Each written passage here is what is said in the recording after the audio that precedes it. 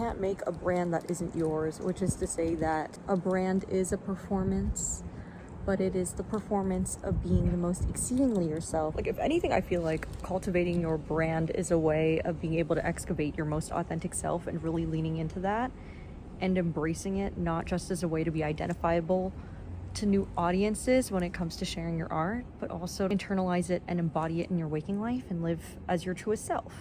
Perform who you are inside and discover who that is. So this is my true self. My hair, my burgundy hair. Look, get into it, yeah. And other parts of me, but you know. Also my dog. She is my truest self. Hey, queen.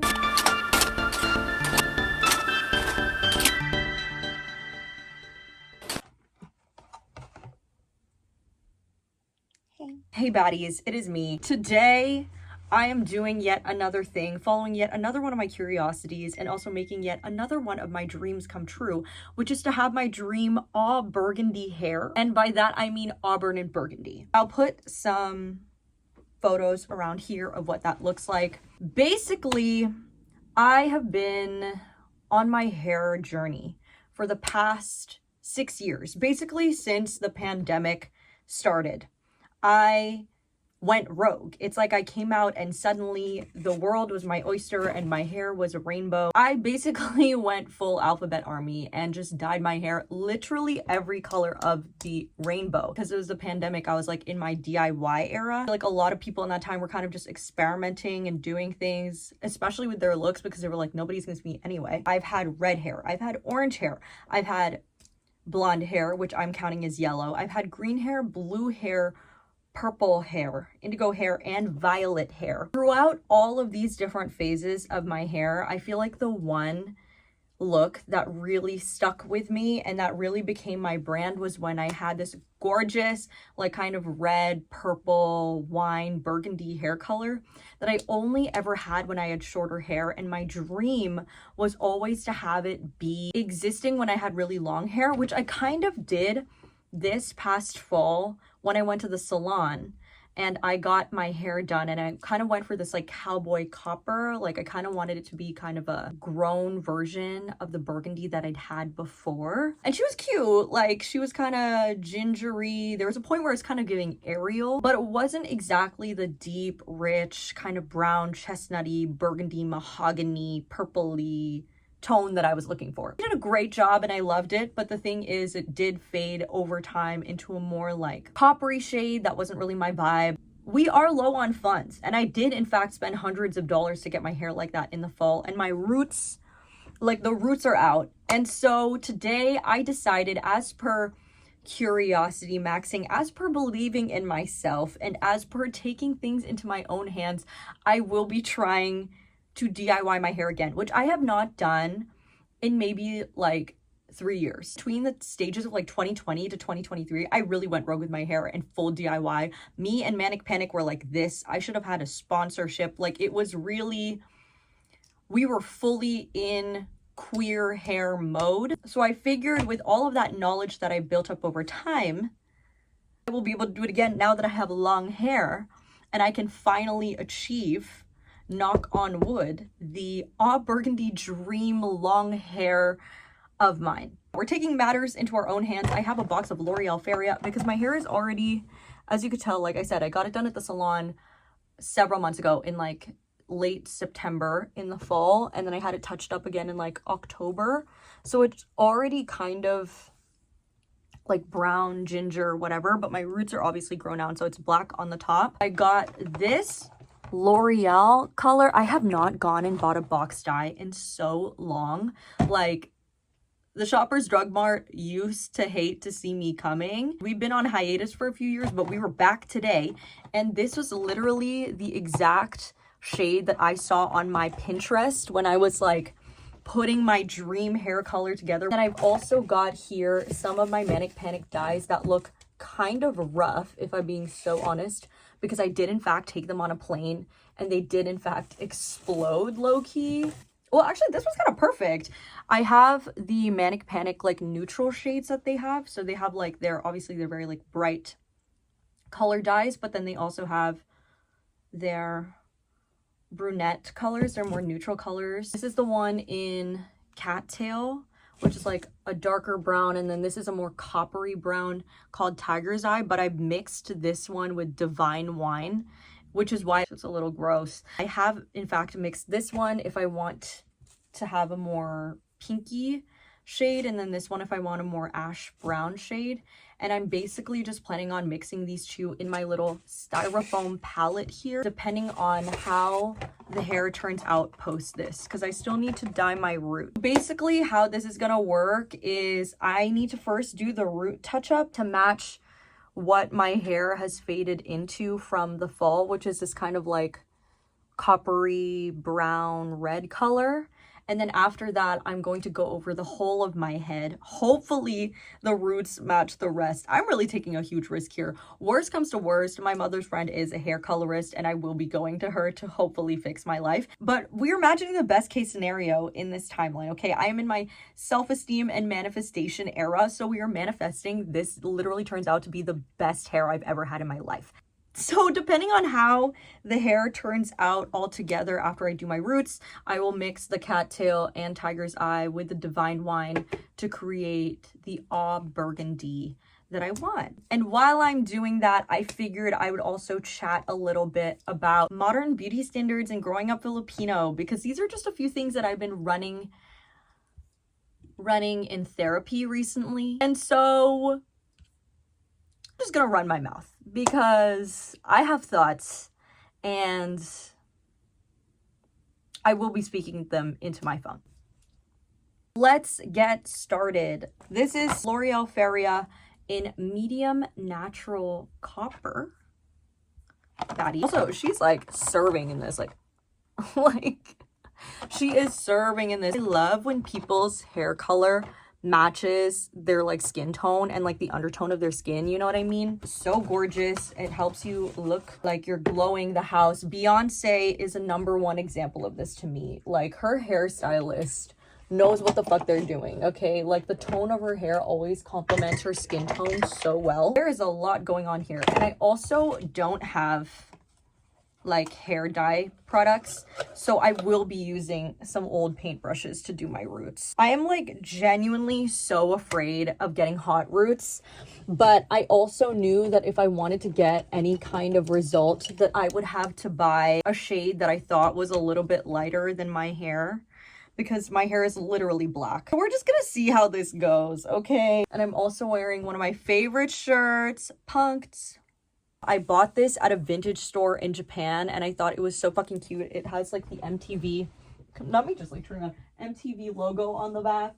Rest in peace, Punked. Whatever happened to her? I also kind of wanted to talk about my hair journey. I feel like my hair has always been such a big specter of my life. Growing up and in like Philippine standards of beauty, Philippine culture, having, you know, long, silky black hair, I think is so, what's the word, valued. It's seen as something that makes you worthy. Even more so than that, like having lighter hair was seen as like beautiful and also a marker of a unique kind of beauty, which I think leans a lot into, you know, Eurocentrism and Eurocentric standards of beauty. I remember growing up and having people in my life, like Filipino family friends and things like that, and just like Filipino people in general, comment on how like in the summer my hair would lighten up, as most people's hair does, I think, just because the sun, hair chemistry, I don't know. So my hair would turn out to be like almost brown in the summer, and I remember my family and like people always seeing that as really beautiful, but it made me kind of resent having darker hair in the colder months when it was less sunny. There was like that kind of Eurocentric bit of it when it came to how I saw my hair, but there was also like the gendered part of it. Immediately upon coming out, I was like, I need to chop my hair and like do something with it, because so much of how I was seen as beautiful was tied to my femininity, and again, so much of my femininity was tied to whether or not my hair was long and silky and feminine and gorgeous. And I kind of came to a point where I was like, Who I am as a person and my gender identity has nothing to do with the length of my hair. So I was like, I'm just gonna chop it off. And then I kept wearing a lot of feminine clothing, kind of as a way to subvert those expectations of me. So that's kind of why I went fully to the other end of the spectrum, where I had like really short hair. I almost had like an undercut because my hair was so short, it's like behind my ears. It was inspired by Casey in, oh my god, what's that show called? I'll put a photo of them here. And I remember thinking like, oh, I love when guys have hair that's like this length. Also, Chad Michael Murray, he had hair like that in Freaky Friday, and I was like obsessed with that man. And I was like, this is what I'm going for. I'm queer and I'm here and my hair is this short. Let me mix this stuff and then we'll talk a little more because I'm getting distracted. Be sure my hair is dry. She's definitely that. Wow. Throwback to my undergrad titration labs right now. Although this is not a titration. LOL. Open aromatic shimmer serum ampule. Literally, who came up with these words? Open aromatic. I guess I have to chop the tip off. Okay, guess we'll do that. Aromatic shimmer ampule. This feels a little more like a titration.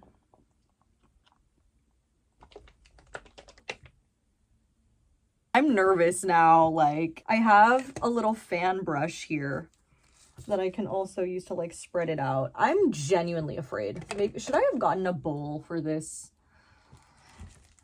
Nobody come for me for this not being professional. So yes, basically I lived so much of my life believing that my long black hair is what made me feminine, is what therefore made me beautiful. And I never questioned that as a kid. And so any threat to having my long hair like that felt really like my identity almost, my value was at risk. And so for me to take this big leap of like chopping my hair when my mom really did not want me to do that was really huge for me in terms of my autonomy and sense of self. Once I also started like dyeing my hair and allowing myself to kind of be outside of the norm, you know, exist on the margins by choice, that was a really big step for me, not only aesthetically, but also, and not even only as a queer person, but also just like as a person existing in the world as myself. Because who else would I be if not me?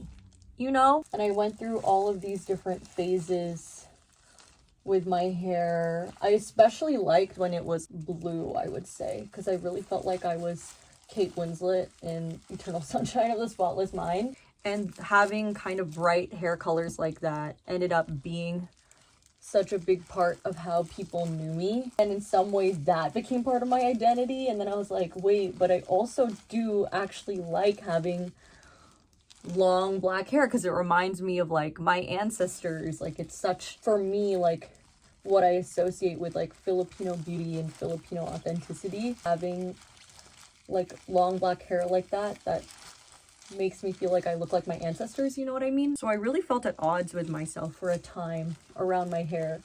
And it also became a really big motif in my artwork. Like a lot of my paintings feature this girl with long black hair at sea looking out into the world. For me, it just means so much when it comes to my gender identity, my understanding of myself as a Filipino person. Like there are just so many layers. But of all of the hair colors that I had and all of my explorations, my auburn hair for some reason was definitely one that I resonated most with. I did it, I think, almost by accident in 2022 because I dyed my hair purple and it faded into this like burgundy color, and then I kind of just started leaning into it, and next thing I knew I had like a wine red bob. And I still look back on those photos and think like, literally, how did I achieve that? Like, I wish I'd written down the combinations of hair dyes and like manic panics that I'd used in these different phases of my life, and I never did because I was always just so rogue and spontaneous with my hair changes. I never thought about future me. I feel like now that I'm working more on my music and actually really trying to see my music and like myself as a quote-unquote indie musician as like my next biggest creative project, I am really excited about the parts of that are like what I'm seeing as being exceedingly myself. And it is being exceedingly myself, because a big part of being an artist and like having your work be seen and like shown and appreciated by people is, unfortunately, so much of it is about your brand. Like, you need to be able to be identifiable to people. Like, people just won't know you if they don't know you, and they won't want to, you know, engage with your work unless they can identify you with something. And for a really long time, I was like quite, I don't know, apprehensive about this idea of like curating my brand, because I was like, that's fucking stupid. Like, I'm just who I am. But I realized that who I am is also just someone who is like exceedingly myself all the time. And in just like leaning into myself, I can feel like and still be authentic while having a brand. Like, my brand is being myself, obviously. The way that you are able to translate that for other people to understand who you are, who might not be close to you, is by being exceedingly yourself. And to me, this hair is one marker or one way in which I can develop my quote-unquote brand while being authentic, while being exceedingly myself. This is something that's like a big part of me, is really enjoying red burgundy hair. It feels like my cartoon character would most definitely have hair like this. Burgundy, cowboy, copper, chestnut, cinnamon, cardamom, latte. This is exceedingly myself. Tip of my hair. Okay, I'm just gonna give Cindy Lou Who for a little moment. Who I am is someone who is exceedingly Filipino and also loves their long black hair, but also someone who is queer and as an artist just loves experimenting with their look and seeing myself as a blank canvas. I am everything, okay? I contain multitudes. I feel like this comes up in literally every single day of my life. This Maya Angelou moment of wisdom. I don't exist in a box. Many truths can be true at once.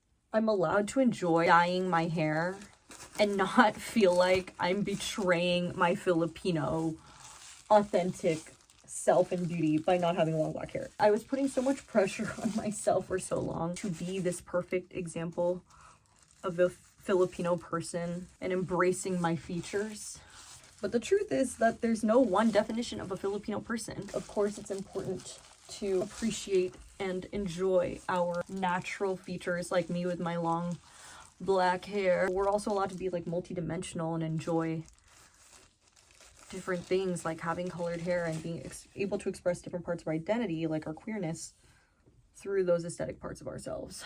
Yeah. I was also like thinking that like someday I really want to like do a buzz cut and just like shave my head. In many ways, I definitely still think that I am beholden to like these expectations around being conventionally attractive, and I feel like for me, my long hair has always felt like a way in which I could like maximize my attractiveness. Like this. Maximum attractiveness. Okay, attractiveness optimized. What would happen if I just like buzzed my hair? Just like didn't let my life be ruled by whether or not I had super long hair and whether or not I was as conventionally attractive as possible.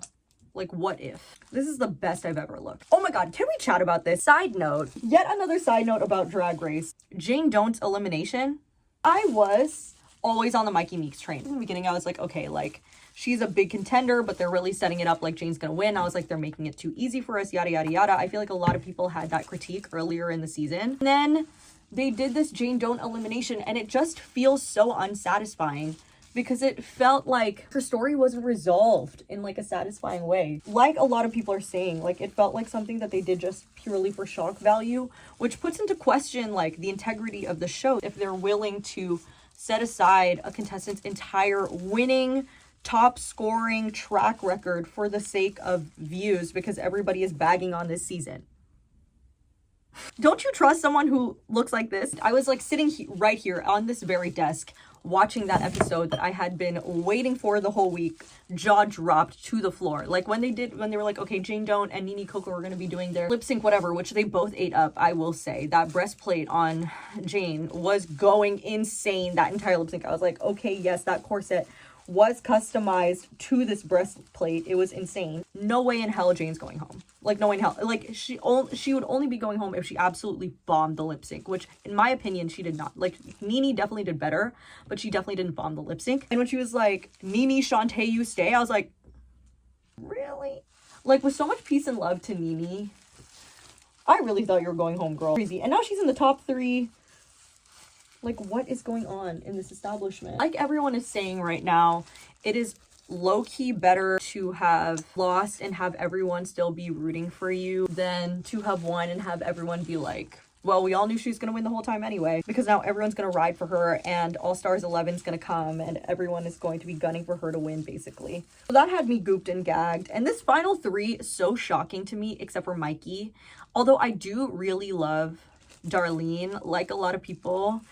Did not think she was going to be in the top 3, although I do love an underdog arc. But I feel like they never really gave her that in the edit. Like, they kind of just, like, they did kind of give her a little bit of redemption in the roast episode, but that was really it. And even then, they were still, like, leaning into the, like, oh, she's the quirky one edit, but they were never giving she has the potential to really, like, exponentially grow during the duration of this season and prove to us that she could be the winner. In everyone's mind, I feel like there is no way that anyone else at this point could win except for Mikey in a way that's satisfying and feels justified. I am a little bit gooped and gagged right now because tell me why this is fully purple. Am I gonna purple? I don't really know what's gonna come of this.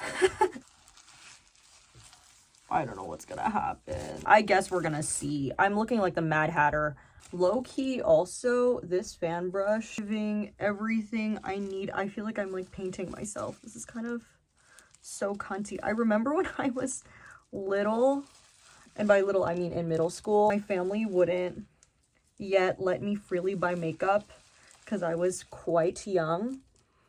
Although now you have, like, literal Sephora 8-year-olds buying anti-aging products. But anywho, I used to use my paint brushes as makeup brushes. Like, they would not let me invest more money in my makeup. I had like 5 basic makeup brushes. Just loved makeup and the art of makeup. And again, I love drag. I literally used to do drag on myself at the age of 12. Tell me how I didn't know I was queer. It was not a Maddie Morphosis situation. Literally come home excited to do a new drag look on myself. Who got to see them? Nobody. But maybe I will do a video on them at some point.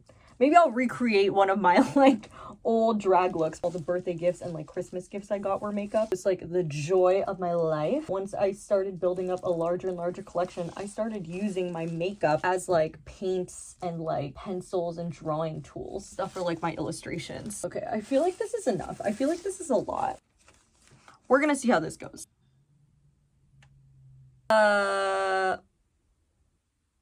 So my hair is tingling. She's definitely developing. She's turning really red. I've got this like bronze forehead thing going. Definitely not as light as it is on the box. Crossing my fingers that we are halfway to the burgundy of my dreams. Like my favorite hair color ever. I really want to scratch my head so bad and I can't. But it's okay because I'm watching Trixie Mattel review cakes of herself. So. And my pants look insane. Okay, it has been 25 minutes. This is what my hair looks like. Again, truly the best I've ever looked. We're gonna see how this turns out. I don't want to stick it in my hair for any longer because I'm afraid that it's all gonna fall out. So, okay, I'm gonna be so FR. I don't know if it did a thing. I think there's definitely a little bit of hot roots going on. But it still needs to dry. I put the conditioner thingy on it. And then after this, I'm going to see what the color is like when it's totally dry. And then decide on how the Manic Panic is going to go. You really can't tell. I'm going to have to do another update tomorrow. But low-key, the root touch-up worked. Don't mind my hair looking whack right now. But it low-key, like, really did make it the same color as the rest of my hair. I put, like, the conditioning leave-in in my hair, and it said to leave it in for 2 minutes. I am, in fact, leaving it in overnight. That will be phase 1 of this hair transformation / refresh. And then tomorrow, I'm going to workshop a few more hair colors with y'all. I have, like, a spectrum of, like, cowboy copper to, like, almost, like, purple, burgundy, black cherry that I really like. I don't know where I want my burgundy to fall yet on the spectrum. I'm gonna do a little research today and tomorrow and then figure out what I want to do tomorrow. I have travailed. Is that a word? I have been through every single loop, every single nook and cranny to try and get my perfect color, okay? I've done it myself. I've been to the salon. I've done all of these things, and all I want is the perfect long flowing burgundy hair, okay? I've had this beautiful burgundy before, but my hair was so short, and all I wanted was some red extensions, and now my hair is finally long enough, and we are halfway there. So I will be damned if I don't get exactly the color that I want. Okay, I'm gonna let it marinate overnight. See if the dyes seep into brain, seep into brain, and give me more clarity in brain of what exact burgundy shade I want, because I just don't want to put any, what are these called? I just don't want to put any more developer in my hair. I really can't afford to mess with that shaft anymore. Like the hair shaft? Is it the hair shaft? Like, you know what I mean. Girlies who dye their hair know, okay? Permanent dyes make your hair more porous. I think, okay, don't quote me on this. Let me look into this. I have researched this so much over the years, and look at me forgetting in the moment in which I need this knowledge, okay? Does permanent dye last longer? Okay, yes, I was right to mention the hair shaft. According to salonhaze.com, link in video description below, as Luke from the Outdoor Boys YouTube channel would say, I've been obsessed with this man, okay? All of his quotables, another side tangent, in addition to my drag race tangent of minute. I'm obsessed with all of his little Luke-isms, all of his little Outdoor Boy-isms, pork jowl bacon. I'll include a link in the video description below. Fry bread with honey butter. Nothing better than that. What just happened in my head? Anyway, permanent hair color is, quote, a chemical-based dye that penetrates the hair shaft, as I said, and permanently alters its color, unquote. It, quote, opens up the hair's outer layer to allow the color to penetrate deeper into the hair cuticle, unquote. Okay, so that's what I'm saying. I don't want to alter the porosity of my hair shafts anymore because it's already so damaged because of all the bleach that's gone in there, because of all the...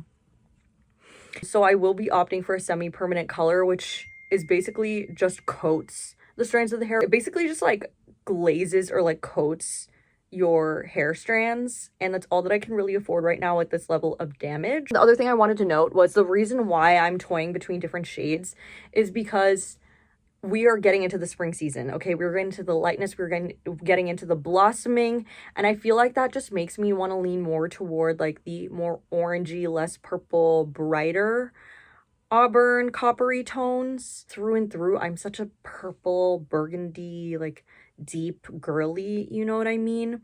But the season is really calling to me to try something new, try a little change, something that's a little bit different from the burgundy that I had last time when I had like my shorter hair. I might lean into something that's a little more coppery, also because I have a music video shoot coming up, and I'm very excited for a song that I teased in my last video about soulmates.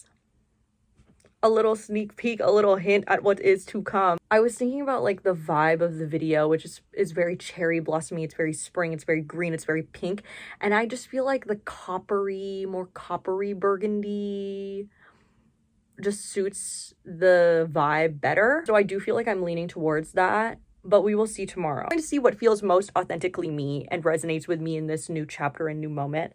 I do feel like I'm leaning into trying something new because I'm so in my like amateur era, doing things I've never done before. Amateur Gindi. I will see you tomorrow, and we're going to chat shades of auburn, burgundy, burgundy. The morning has dawned upon us, and so has my hair. This is how it is looking. I'm looking a little cray again because I left this conditioner in my hair and it looks legitimately like a rat's nest. Although it is also occurring to me that I've never seen a rat's nest. A bird's nest? A nest of some sort. We got my dad's lamp, light, headlamp, and this is how it's looking. So it's like definitely low-key a better match on my roots than I thought it would be. I have like low-key money pieces on the front of my hair though, which it's definitely still a little bit darker than, but the rest of my hair, I feel like it low-key looks fine. I like the color a lot actually, and so I'm like wondering whether or not I even want to put the dye on it. What I'm thinking I'm gonna do, because I actually do kind of like this color, it's a darker burgundy, and the colors that I have on like the spectrum of the ideas that I have, the ones that are lighter that I would like that are kind of coppery, even if I put like tiger's eye, which is a lighter coppery like orange on top of this, because my hair is darker, it's not gonna show up anyways. If anything, it'll just make the tone of my hair more orange, and I don't know if I want that. I feel like right now it's in like the middle of like purple and orange in this tone of brown / copper burgundy, and I think I'd like to keep that.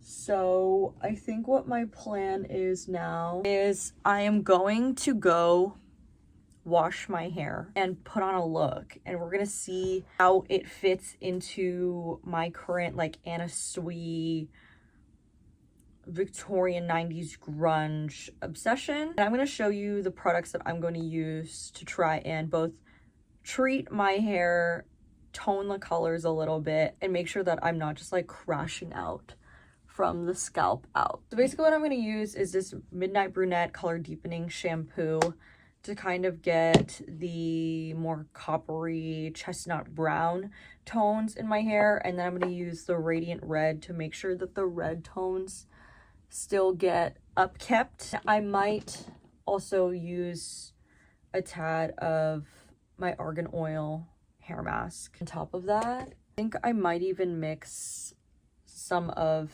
my Radiant Red red boosting conditioner with the Manic Panic Tiger's Eye that I mixed with Divine Wine. You can literally tell that I mixed it with Divine Wine. It's like the color of blood. The reason why I'm kind of leaning towards using this right now is because this brunette shampoo leans a little more orange, I find. So I don't want it to be too orange. I kind of want to find the midway point. Yesterday, while I was trying to tease out the spectrum of colors of hair that I want, I realized that what I really want is like the in-between of like a coppery orange red toned hair and like a purpley burgundy plum hair. I'm really just like kind of color theorying my way through this. I think that if I amplify this a little bit with this more purple plum, it'll mix well with the oranges in this brown shampoo. Manifesting that it just really like gets the tones that I like, and then I'm gonna style it and put together an outfit, and we'll see what we learned on this journey. So the hair is washed, and now I'm gonna put my L'Oreal Moisture Plump Serum on here. What I ended up doing in terms of the semi-permanent dyes and the tinted shampoo and conditioner was I just used my brown shampoo, but then I mixed it with a little bit of my grandfather's normal shampoo so that the brown tint wouldn't be as intense. For the conditioner, I just used the Radiant Red conditioner, and then I didn't end up using the semi-permanent Manic Panic in Cattail actually, because I thought that it was a little deeper than what I would have liked. And now that my hair is drying, I can see that color of it more. I do think that I'm happy with that decision because I like the lightness of my hair now. I like the shade of it.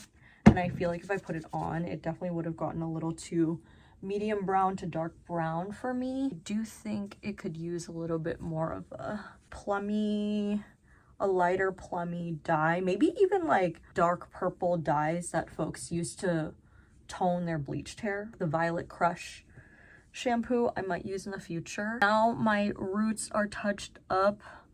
It is definitely she's definitely a little patchwork vibe, but you know what, I love a quilt. My hair is a little bit quilt-like. That is okay with me. Now that it's drying, I'm gonna do my favorite hairstyle, which is just a blowout. My burgundy blowout, as I call it, is something that I kind of see as part of my brand, and it feels weird to like be doing it deliberately more so now because I'm trying to create a brand for myself around my music. But again, my guiding light in all of this has been that my brand is just me being exceedingly myself, and someone who is exceedingly myself is obsessed with burgundy hair and 90s blowouts. And then I'll be back after I do my makeup because I gotta get ready for songwriting class. Before I do my hair with this Revlon blowout brush, which is like a dupe for the Dyson that costs like $8 billion. I'm going to put my heat protectant, my Chi Iron Guard heat protectant in my hair because, again, she needs to be protected. Final bit, my favorite part. Usually I would put my hair into rollers, but I cannot find my rollers right now. This is the look. This thing is genuinely such a good investment. It was like $70, I think, and it makes my ready time so short. I'll just take this entire bit of hair. And I actually have it on the cool setting, but I still use heat protectant because I find that there's still some warmth emanating from it. I'll literally do this and then leave my hair. And then it just kind of sinks into the shape that I like, which is very, very fortunate. And then I'll do my makeup while it kind of like sits like this. And then we'll do our final reflections on the hair dyeing, hair, and also the weirdness of like performing yourself to a maximum to create a brand when you're trying to like just be an artist and share your art. It's so weird. It's so weird. We have made it to the end, and my question is, can you even tell that there's a difference in my hair in this lighting? I don't know. I feel like it looks a lot more gingery than it actually is in real life in this shot, but I am quite happy with how it turned out. My roots may be imperfect, but it definitely looks a lot less stark, I feel like, than it did when I started this process, where you could just see how long my hair had grown out over the past several months. It's always very exciting for me to work on my hair. I think I'm someone who loves exploring with aesthetics, whether that be like my bedroom, which I move around a lot, and then I moved around a lot growing up and during my childhood, my look, the way that my makeup is. Today, I even went for a very burgundy, oh, not the mess in my closet, very burgundy eye to match the hair, the lip as well. Basically, to conclude, it definitely feels a little strange as someone who just like loves changing up my look to kind of be doing a refresh now in preparation for all of the new music that I have that's coming out, photo shoots that I'm doing for like the single covers, music video shoots that I'm doing in the next couple months, like having to refresh all of these parts of my quote unquote brand and my look to perform for that. What is a brand if not a performance of self? I definitely feel a little strange doing that so deliberately. I feel like everything that we do, no matter how hard we try in the public eye, even just as like people walking down the street, oftentimes is a performance. That's just a part of life. And that's why it's so like intimate and special to be with people that you just feel so seen by and so comfortable with, because you don't feel like you have to have those walls up and things like that. And that's something that I've always like really, really valued in my life, is being seen by the people that I'm closest by, and also just being as authentic as I possibly can, even like in literally every situation, even when I'm out in public, even when I'm talking to strangers. But there definitely is always a level of performance, you know, like when you meet someone new, like a stranger on the bus, there is like a performance of your best friendliest self. For example, you turn up certain dials and parts of yourself to accommodate different situations and to make yourself feel safe and comfortable and seen in different situations, right? And so in this case, where I'm like starting to share my music more now, and I'm really trying to, you know, develop my sense of like creative identity, a part of that I've always felt a little bit apprehensive about is definitely the outward facing part. Like, I love making music. I've never had an issue with that. I have a very clear grasp on like my intentions with my music, the types of music I like to make, even like my aesthetic through my fashion, which I really love. Like being whimsy, I like things that are colorful. I like purples and pinks and reds and things like that. Those things have always been quite clear to me and quite fun for me to experiment with. But I've always felt a little strange about feeling like I have to turn them up basically so that I can be identified by people who don't know me yet, so that I can share my music more widely, just because I believe in it. I think it's good, and I would love for more people to enjoy it and resonate with and kind of create a community around that. I realize that two things can be true at once. having a brand doesn't necessarily mean that I also have to be disingenuous. And the way that I have really been able to navigate that is just by being exceedingly myself, really getting in tune with who I am so that I can share that with the world and that I can be identified through that by people who might not know me yet.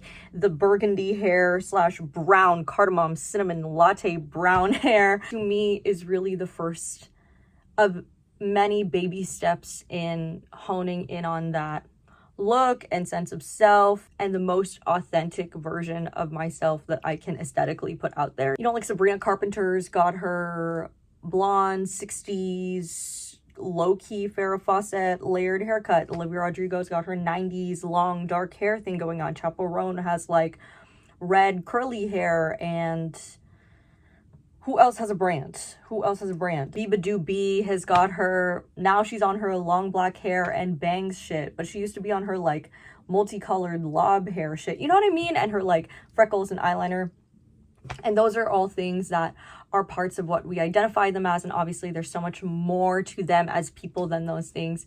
But as artists, it is just helpful to have things that people identify you with. And that is not necessarily a bad thing. In fact, I have always loved that my friends have always kind of told me what my brand is, and I didn't even realize. Like, they always just associated me with my burgundy hair because I've always loved, that's just something that I've always really loved. One of my birthdays, all of my friends were very sweet, made me / gave me things that were like the same color palette, which was like purple, pink. Actually, give me a second.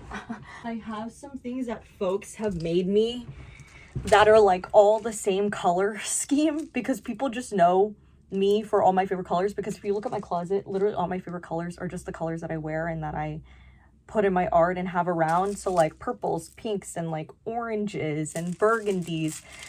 Even my water bottle, like burgundy and yellow. Even like something else that I made this mug at a ceramics painting place, and literally it's all my favorite colors. It's like pink, indigo, green, red, and also I love it. It's like a tree with a heart, and that is also so on brand for me, like trees and hearts and such. What else do I have here? This Basquiat little notepad that I got that I love the color composition of. That's why I love Jean-Michel Basquiat, is because of literally, can you tell from like my mural, this is literally a reference to a Basquiat doodle, Birth of Earth, and all the colors. But anyway, I love him so much because he has such a good eye for color composition. You can even see my nails. Anyway, all of this to say that I've always had a brand. I've just never even thought that I was performing it because it was just kind of all the things that I liked, and I just embodied that every day, I guess. And I'm grateful to my friends for kind of helping me tease out who I am and the parts that make me identifiable and iconic, you know. I think the journey of the next little bit of continuing to put myself out there and be an amateur and hone in on who I am as an artist is definitely going to be one where I feel uncomfortable like this often. All of this to say that having your own personal brand doesn't have to mean that the brand is outside of yourself. If anything, if you want to have a brand that is identifiable to people you don't know and who different audiences that you want to reach and share your music with, you have to look inwardly because you can't really execute on inauthenticity, in my opinion.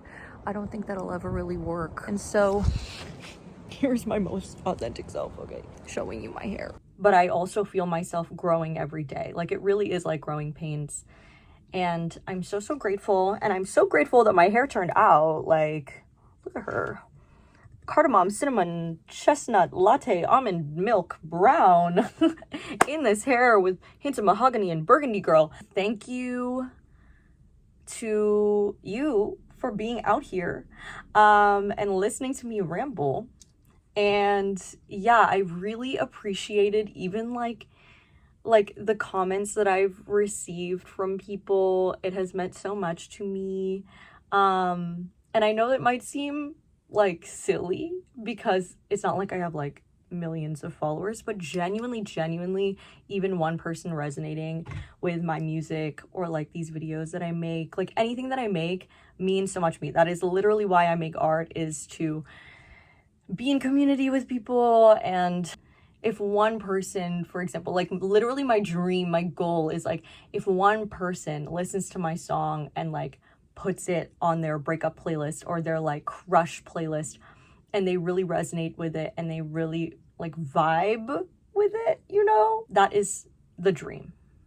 In that sense, like I have literally already achieved it. And so I hope that someone out there is doing that, because I know I am with my music, because I think it's good. Like, sue me. I think my music is good and you should listen to it. Anyway, new song coming out next month. I've worked on my promo plan already and I have a bunch of things in the works.